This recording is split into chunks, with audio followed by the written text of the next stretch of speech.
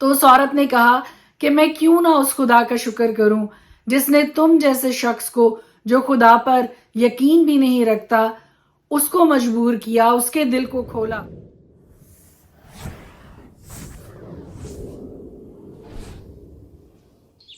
خدائے قدوس کے زندہ جلالی بابرکت پرفضل نام میں ایک بار پھر آپ کو سلام، اور آج پھر خدا کا زندہ پرفضل کلام لے کر آپ کی خدمت میں حاضر ہوں۔ ہم ہر روز خدا کے پاک کلام کی تلاوت کرتے ہیں، ایک چیپٹر روز نئے عہد نامہ میں سے پڑھتے ہیں اور 2 چیپٹرز پرانے عہد نامہ میں سے پڑھتے ہیں۔ اور اگر آپ میں سے کوئی بھی خدا کے پاک کلام کے اس ریڈنگ پلان میں میرے ساتھ شامل ہونا چاہتا ہے، یو آر موسٹ ویلکم۔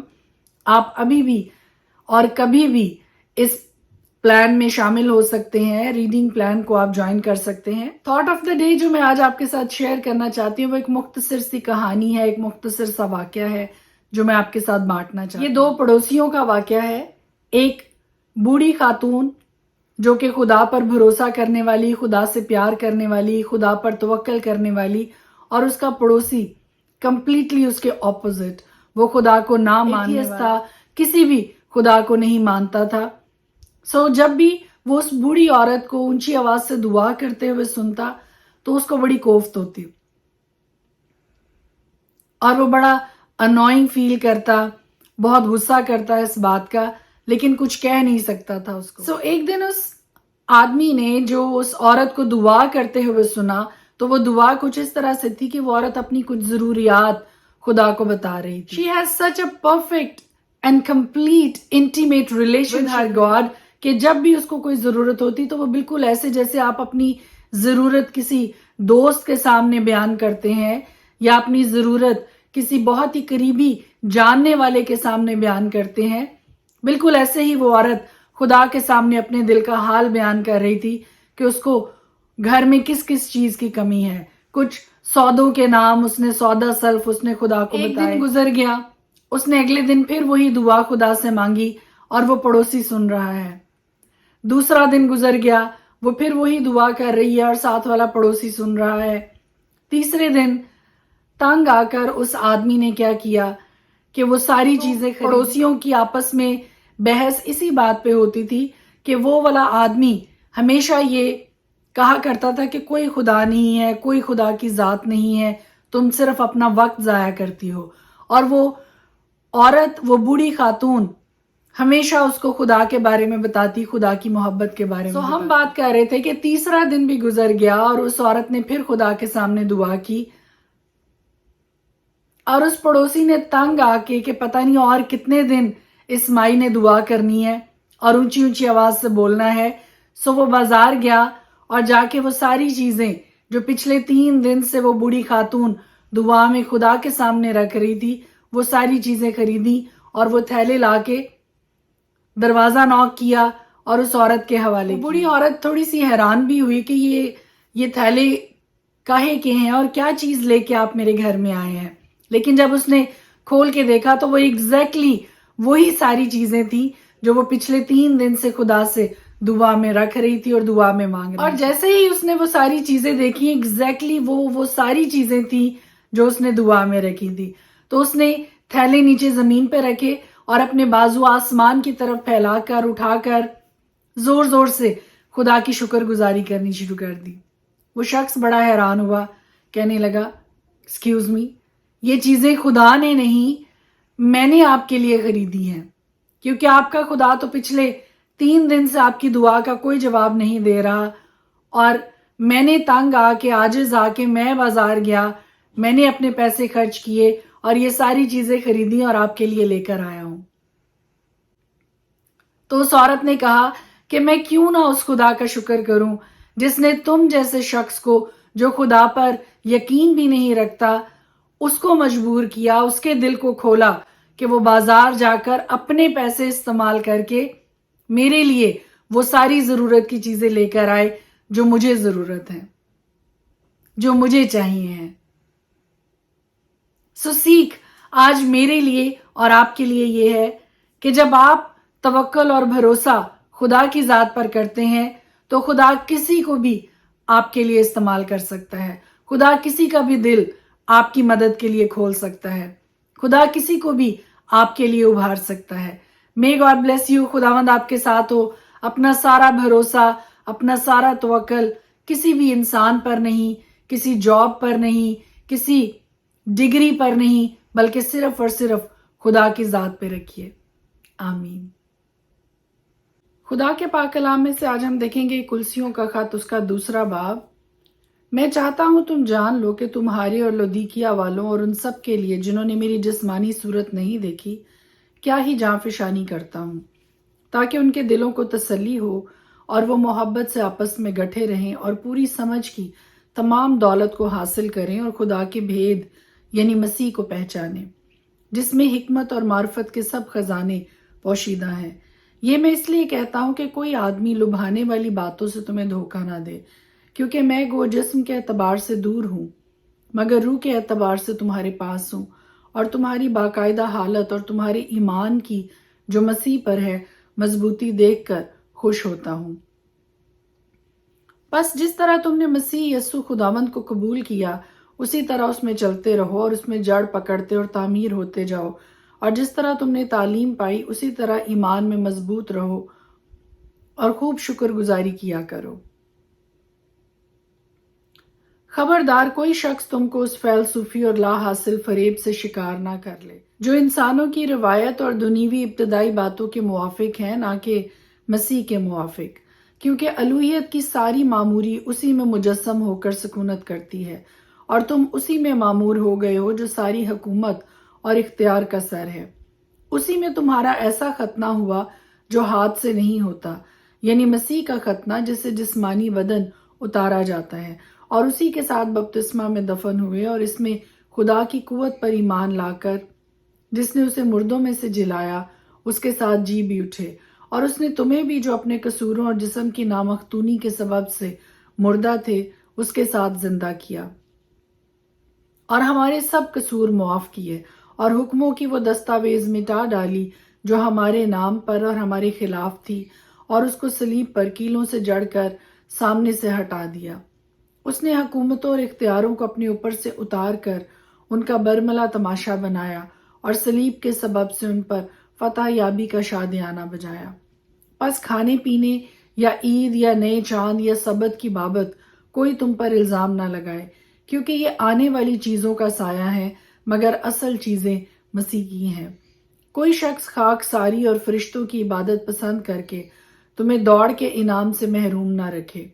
ऐसा शख्स अपनी जिस्मानी अकल पर बेफायदा फूल कर देखी हुई चीजों में मसरूफ रहता है और उस सर को पकड़े नहीं रहता जिससे सारा बदन जोड़ों और पट्ठों के वसीला से परवरिश पाकर और बाहम पैवस्ता होकर खुदा की तरफ से बढ़ता जाता है. मसीह के साथ दुनियावी इब्तदाई बातों की तरफ से मर गए तो फिर उनकी माने जो दुनिया में जिंदगी गुजारते हैं इंसानी अहकाम और तालीम के मुआफिक ऐसे कायदों के क्यों पाबंद होते हो कि इसे ना छूना, उसे ना चखना, उसे हाथ ना लगाना, क्योंकि ये सब चीजें काम में लाते लाते फना हो जाएंगी. इन बातों में अपनी ईजाद की हुई इबादत और खाकसारी और जिस्मानी रियाजत के एतबार से हिकमत की सूरत तो है, मगर जिस्मानी ख्वाहिशों के रोकने में इनसे कुछ फायदा नहीं होता. पुराने अहदनामा में से हम देखेंगे कुजात की किताब उसका 18 बाब. उन दिनों इसराइल में कोई बादशाह ना था, और उन्हीं दिनों में दान का कबीला अपने रहने के लिए मेरास ढूंढता था, क्योंकि उनको उस दिन तक इसराइल के कबीलों में मेरास नहीं मिली थी. सो बनी दान ने अपने सारे शुमार में से 5 सूरमाओं को सुरा और इस ताल से रवाना किया ताकि मुल्क का हाल दरियाफ्त करें और उसे देखें भाले, और उनसे कह दिया कि जाकर उस मुल्क को देखो भालो. सो वही इफ्राइम के कोहस्तानी मुल्क में मीका के घर आए और वहीं उतरे. जब वो मीका के घर के पास पहुंचे तो उस लावी जवान की आवाज पहचानी.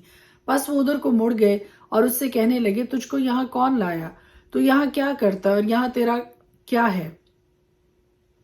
उसने उनसे कहा, मीका ने मुझसे ऐसा ऐसा सलूक किया और मुझे नौकर रख लिया है और मैं उसका काहिन बना हूँ.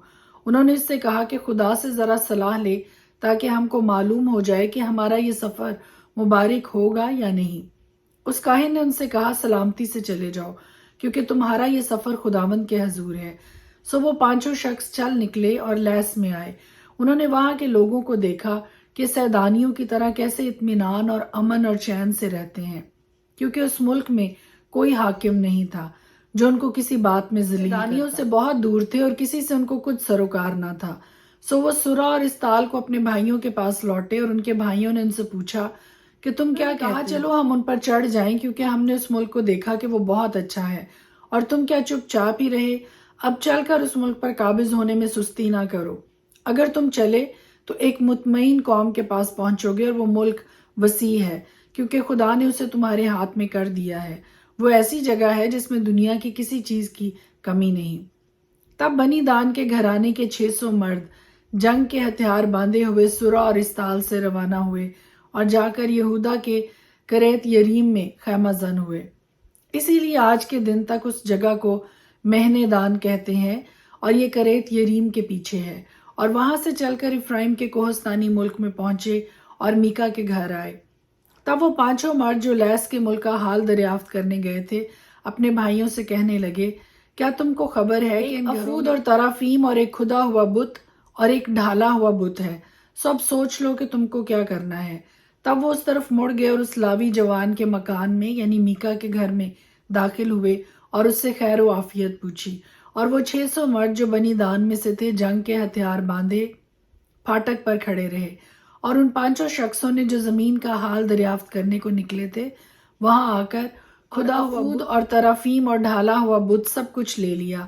اور وہ کاہن پھاٹک پر ان 600 مردوں کے ساتھ جو جنگ کے ہتھیار باندھے تھے کھڑا تھا. جب وہ میکا کے گھر میں گھس کر کھدا ہوا بت اور افود اور ترافیم اور ڈھالا ہوا بت لے آئے تو اس کاہن نے ان سے کہا، تم یہ کیا کرتے ہو؟ تب انہوں نے اسے کہا، چپ رہ، منہ پر ہاتھ رکھ لے اور ہمارے ساتھ چل اور ہمارا باپ اور کاہن بن. کیا تیرے لیے ایک شخص کے گھر کا کاہن ہونا اچھا ہے یا یہ کہ تو بنی اسرائیل کے ایک قبیلہ اور گھرانے کا کاہن ہو؟ تب کاہن کا دل خوش ہو گیا اور وہ افود اور ترافیم اور کھدے ہوئے بت کو لے کر لوگوں کے بیچ چلا گیا. پھر وہ مڑے اور روانہ ہوئے اور بال بچوں اور چوپایوں اور اسباب کو اپنے آگے کر لیا. جب وہ میکا کے گھر سے دور نکل گئے تو جو لوگ میکا کے گھر کے پاس کے مکانوں میں رہتے تھے وہ فراہم ہوئے اور چل کر بنی دان کو جا لیا. اور انہوں نے بنی دان کو پکارا. تب انہوں نے ادھر منہ کر کے میکا سے کہا، تجھ کو کیا ہوا جو تو اتنے لوگوں کی جمعیت کو ساتھ لے آ رہا ہے؟ اس نے کہا، تم نے میرے دیوتاؤں کو جن کو میں نے بنوایا اور میرے کاہن کو ساتھ لے کر چلے آئے. اب میرے پاس اور کیا باقی رہا؟ سو تم مجھ سے یہ کیوں کر کہتے ہو کہ تجھ کو کیا ہوا؟ بنی دان نے اس سے کہا کہ تیری آواز ہم لوگوں میں سنائی نہ دے، تا نہ ہو کہ جھلے مزاج کے آدمی تجھ پر حملہ کر بیٹھے اور تو اپنی جان اپنے گھر کے لوگوں کی جان کے ساتھ کھو بیٹھے. سو بنی دان تو اپنا راستہ ہی چلتے گئے اور جب میکا نے دیکھا کہ وہ اس کے مقابلہ میں بڑے زبردست ہیں تو وہ مڑا اور اپنے گھر کو لوٹا. یوں وہ میکا کی بنوائی ہوئی چیزوں کو اور اس کاہن کو جو اس کے ہاتھ تھا لے کر لیس میں ایسے لوگوں کے پاس پہنچے جو امن اور چین سے رہتے تھے اور ان کو تہ تیگ کیا اور شہر جلا دیا. اور بچانے والا کوئی نہ تھا کیونکہ وہ سیدا سے دور تھے اور یہ لوگ کسی آدمی سے سروکار نہیں. شہر بیت رہوب کے پاس کی وادی میں تھا. پھر انہوں نے وہ شہر بنایا اور اس میں رہنے لگے اور اس شہر کا نام اپنے باپ دان کے نام پر جو اسرائیل کی اولاد تھا دان ہی رکھا، لیکن پہلے اس شہر کا نام لیس تھا. اور بنی دان نے وہ کھدا ہوا بت اپنے لیے نصب کر لیا اور یونتن بن جرسوم بن موسیٰ اور اس کے بیٹے اس ملک کی اسیری کے دن تک بنی دان کے قبیلہ کے کاہن بنے رہے. اور سارے وقت جب تک خدا کا گھر سیلا میں رہا وہ میکا کے تراشے ہوئے بت کو جو اس نے بنوایا تھا اپنے لیے نصب کیے رہے. قضات کی کتاب اس کا 19 باب. اور ان دنوں میں جب اسرائیل میں کوئی بادشاہ نہ تھا ایسا ہوا کہ ایک شخص نے جو لاوی تھا اور افرائیم کے کوہستانی ملک کے پرلے سرے پر رہتا تھا بیت لحم یہودا سے ایک حرم اپنے لیے کر لی. اس کی حرم نے اس سے بے وفائی کی اور اس کے پاس سے بیت لحم یہودا میں اپنے باپ کے گھر چلی گئی اور 4 مہینے وہیں رہی. اور اس کا شوہر اٹھ کر اور ایک نوکر اور 2 گدھے ساتھ لے کر اس کے پیچھے روانہ ہوا کہ اسے منا پھسلا کر واپس لے آئے. سو وہ اسے اپنے باپ کے گھر میں لے گئی اور اس جوان عورت کا باپ اسے دیکھ کر اس کی ملاقات سے خوش ہوا. اور اس کے خسر یعنی اس جوان عورت کے باپ نے اسے روک لیا اور وہ اس کے ساتھ 3 دن تک رہا اور انہوں نے کھایا پیا اور وہاں ٹکے رہے.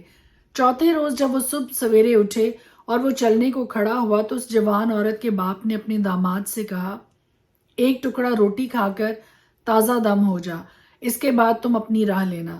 سو وہ دونوں بیٹھ کے اور مل کر کھایا پیا۔ پھر اس جوان عورت کے باپ نے اس شخص سے کہا، رات بھر اور ٹکنے کو راضی ہو جا اور اپنے دل کو خوش کر۔ پر وہ مرد چلنے کو کھڑا ہو گیا، لیکن اس کا خسر اس سے بجد ہوا، سو پھر اس نے وہیں رات کاٹی، اور 5ویں روز وہ صبح سویرے اٹھا تاکہ روانہ ہو۔ اور اس جوان عورت کے باپ نے اس سے کہا، ذرا خاطر جمع رکھ اور دن ڈھلنے تک ٹھہرے رہو۔ سو دونوں نے روٹی کھائی، اور جب وہ شخص اور اس کی حرم اور اس کا نوکر چلنے کو کھڑے ہوئے تو اس کے خسر یعنی اس جوان عورت کے باپ نے اس سے کہا، دیکھ اب تو دن ڈھلا اور شام ہو چلی، سو میں تم سے منت کرتا ہوں کہ تم رات بھر ٹھہر جاؤ۔ دیکھ دن تو خاتمہ پر ہے، سو یہیں ٹک جا، تیرا دل خوش ہو، اور کل صبح ہی صبح تم اپنی راہ لگنا تاکہ تم اپنے گھر کو جاؤ۔ پر وہ شخص اس رات رہنے پر راضی نہ ہوا، بلکہ اٹھ کر روانہ ہوا اور یبوس کے سامنے پہنچا۔ یروشلم یہی ہے، اور 2 گدھے زین کسے ہوئے اس کے ساتھ تھے، اور اس کی حرم بھی ساتھ تھی۔ جب وہ یبوس کے برابر پہنچے تو دن بہت ڈھل گیا تھا، اور نوکر نے اپنے آقا سے کہا، ہم یبوسیوں کے اس شہر میں مڑ جائیں اور یہیں ٹکیں۔ اس کے آقا نے اس سے کہا، ہم کسی اجنبی کے شہر میں جو بنی اسرائیل میں سے نہیں داخل نہ ہوں گے، بلکہ ہم جبا کو جائیں گے۔ پھر اس نے اپنے نوکر سے کہا کہ ہم ان جگہوں میں سے کسی میں چلیں اور جبا یا راما میں رات کاٹیں۔ سو وہ آگے بڑھے اور راستہ چلتے ہی رہے، اور بنیامین کے جبا کے نزدیک پہنچتے پہنچتے سورج ڈوب گیا۔ سو وہ ادھر کو مڑے تاکہ جبا میں داخل ہو کر وہاں ٹکیں، اور وہ داخل چوک میں بیٹھ گیا، کیونکہ وہاں کوئی آدمی ان کو ٹکانے کو اپنے گھر نہ لے گیا۔ اور شام کو ایک پیر مرد اپنا کام کر کے وہاں آیا۔ یہ آدمی افرائیم کے کوہستانی ملک کا تھا اور جبا میں آ بسا تھا، پر اس مقام کے باشندے بنیامینی تھے۔ اس نے جو آنکھیں اٹھائی تو اس مسافر کو اس شہر کے چوک میں دیکھا۔ تب اس پیر مرد نے کہا، تو کدھر جاتا ہے اور کہاں سے آیا ہے؟ اس نے اس سے کہا، ہم یہودا کے بیت لحم سے افرائیم کے کوہستانی ملک کے پرلے سرے کو جاتے ہیں۔ میں وہیں کا ہوں اور یہودا کے بیت لحم کو گیا ہوا تھا، اور اب خداوند کے گھر کو جاتا ہوں۔ یہاں کوئی مجھے اپنے گھر میں نہیں اتارتا، حالانکہ ہمارے ساتھ ہمارے گدھوں کے لیے بھوسا اور چارہ ہے، اور میرے اور تیری لونڈی کے واسطے اور اس جوان کے لیے جو تیرے بندوں کے ساتھ ہے روٹی اور میں بھی ہے، اور کسی چیز کی کمی نہیں۔ اس پیر مرد نے کہا، تیری سلامتی ہو، تیری سب ضرورتیں باہر صورت میرے ذمہ ہوں، لیکن اس چوک میں ہرگز نہ ٹک۔ وہ اسے اپنے گھر لے گیا اور اس کے گدھوں کو چارہ دیا، اور وہ اپنے پاؤں دھو کر کھانے پینے لگے۔ اور جب وہ اپنے دلوں کو خوش کر رہے تھے تو اس شہر کے لوگوں میں سے بعض خبیثوں نے اس گھر کو گھیر لیا اور دروازہ پیٹنے لگے، اور صاحب خانہ یعنی پیر مرد سے کہا، اس شخص کو جو تیرے گھر میں آیا ہے باہر لے آ تاکہ ہم اس کے ساتھ صحبت کریں۔ وہ آدمی جو صاحب خانہ تھا باہر ان کے پاس جا کر ان سے کہنے لگا، نہیں میرے بھائیوں، ایسی شرارت نہ کرو، چونکہ یہ شخص میرے گھر میں آیا ہے، اس لیے یہ حماقت نہ کرو۔ دیکھو میری کنواری بیٹی اور اس شخص کی حرم یہاں ہے، میں ابھی ان کو باہر لائے دیتا ہوں۔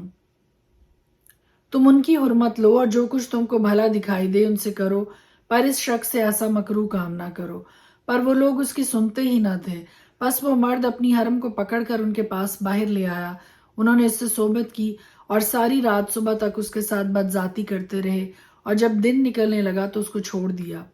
وہ عورت پاؤں پھٹتے ہوئے آئی اور اس مرد کے گھر کے دروازہ پر جہاں اس کا خاوند تھا گری، اور روشنی ہونے تک پڑی رہی۔ اور اس کا خاوند صبح کو اٹھا اور گھر کے دروازے کھولے اور باہر نکلا کہ روانہ ہو، اور دیکھو وہ عورت جو اس کی حرم تھی گھر کے دروازہ پر اپنے ہاتھ آستانہ پر پھیلائے ہوئے پڑی تھی۔ اس نے اس سے کہا، اٹھ ہم چلیں، پر کسی نے جواب نہ دیا۔ تب اس شخص نے اسے اپنے گدھے پر لاد لیا، اور وہ مرد اٹھا اور اپنے مکان کو چلا گیا۔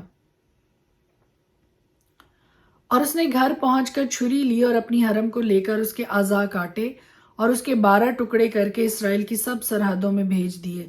اور جتنوں نے یہ دیکھا وہ کہنے لگے کہ جب سے بنی اسرائیل ملک مصر سے نکل آئے اس دن سے آج تک ایسا فعل نہ کبھی ہوا اور نہ دیکھنے میں آیا۔ سو اس پر غور کرو اور صلاح کر کے بتاؤ۔ خدا کے پاک کلام کے پڑھے اور سنے جانے پر اس کی خاص برکت ہو، آمین۔